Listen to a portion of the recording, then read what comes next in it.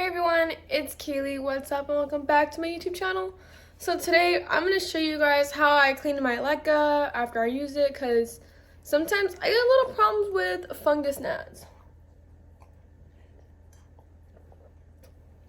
But yeah, I'm going to show you guys how I get rid of my fungus gnats in soil and with my leca issue. They're really easy to control. It just, when you have a lot of plants in one specific environment, it creates like an ecosystem for them. So that's why they grow. But we're gonna be taking care of that today and probably getting more plants. So please keep on watching the video. So to sanitize my leca, I take extremely hot water and I put it in the pot. And then I heat up the water even more until it comes to a boil. And I'll leave them in there for like a couple of minutes. And then if I have to sanitize more, I will sanitize more. I could just take some out with like a spatula, spoon, whatever, like a scoopy spoon. Put it in the strainer over there and then add more. I don't like to waste water, so no, I don't keep changing out the water. But after this is done, I wipe down my pot. I clean my pot until it's perfectly clean. And as you can see, there's some little water droplets that are boiling already. But yeah, it's not really hard to clean, and I do like using leca. Okay, so the plants that I am able to bottom water, I do bottom water them. But a lot of my plants recently are in pots like this and in pots like this where I just literally have to empty this out and then I have to clean it, and then I have no drainage. I find that no drainage works really nice, but my only problem is since it has no drainage, the water sits for a decent amount of time, so I end up getting fungus gnats and then I have to treat them. I do like, there's a fungus gnat right there. I do like the no drainage because it's a lot easier where I don't have to buy all those dishes in the bottom like those. Okay, so right now, since the Santa Ana winds came, I'm going to have to chop and prop everything because I lost a lot in the wind. So when it comes to my string of dolphins or my string of bananas, I literally just put them in jars full of water, and then I change out the water at least once a week. And then I'm going to be taking a lot of my plants and just soaking them in water. And I do fertilize them sometimes, but not all the time. And I normally use kelp fertilizer or fish emulsion or synthetic. And then I'm going to be watering my philodendron Florida Beauty. And this is why I absolutely love leca. You can see the pretty roots grow while your plants are growing. You could check if they're healthy or not. And they're just super easy to fertilize. And the only thing I don't like is these can get hard water spots because I live in California and the water here is not so great. But compared to other places, it's a lot better. But yeah, so every so often I do take these out. I clean them. I clean the leca maybe like once every like 4 months. I don't know if everybody does that, but I personally like to do that because I boil my leca. I make sure there's no pest in it at all, and my plants are perfectly fine with that, and I love seeing the beautiful roots. And then I have plants like this, like my Hoya calistophylla. Can't even say that right.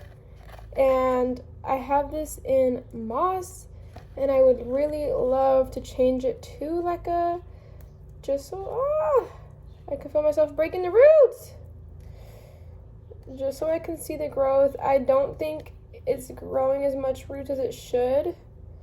I feel like if I put it in a more lightweight mixture instead of the sphagnum moss, that it would probably be growing a lot nicer.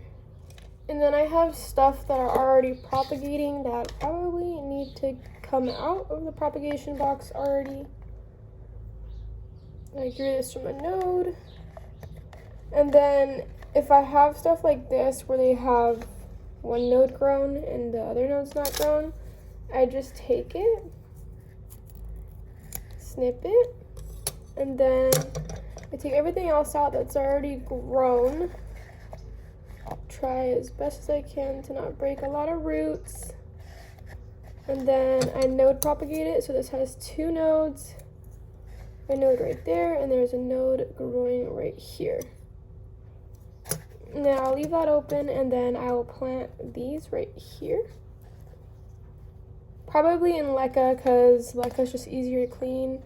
For a while I was loving dirt, and then for a while I was loving leca, and with me it's a hate-love relationship between both, because sometimes I really do like leca and sometimes I just don't. And then sometimes I like the soil because I don't have to deal with like cleaning out the leca, and then sometimes it's just like, why? So then I'm going to replace them with the pothos cuttings, and like that. They all grow at different rates, so I just keep watching them, and then I'm going to repot these. And then I have the ones I'm going to repot right here still, just sitting them out. And then I have my other propagations right here. Put a lid back on this one. I probably fill them up with water like once a month, if that, like anything. Like I hardly ever have to do anything. And then I just take them out. A lot of my Hoyas, oh look at how perfect this is. A lot of my Hoyas I like to keep in soil, but recently, since I like selling my plants in leca, so I could give like the customer the option. So if they ship, I just pull out my plant from the leca, and it's super simple, no taking out a root ball, nothing like that. And there's the roots. Yeah, so I sell most of my plants in leca, but if you want it in soil, I can pot it in soil. But if I ship, it's shipped bare root. That's why I like shipping in leca, because it's just easier to just pick up and go. And then I replace the old propagations with new propagations. And these are just the spider plant propagations. And these ones are just like that. And I still didn't have to replace, oops, squished it too hard. Still don't have to replace the water, nothing like that. I have a lot of growing right here, new babies. I did propagate from node also. So there you go, a node with one leaf, and that's a baby one. And as long as they have some node on it, it's fine with me. I try not to keep them in the propagation chamber too long, because you can make them raw if it's too humid. Here's another node propagation. And then here's one leaf with a node propagation. Every time you propagate, you need a node in order to propagate. Some you can just cut the leaves, a lot you cannot. And ones like these ones, you can either choose to pot or put it in the other propagation chamber that's previously taken, which is what I'm going to do, because this is going to be my new propagation chamber for my other ones, because I replaced 3 propagation chambers. And then I'm going to be potting these in leca. Okay, so with that being said, I chopped and propped a lot of my plants, way too many to put all of it into the video. I'm going to be listing more plants on my Etsy, so click the link down below.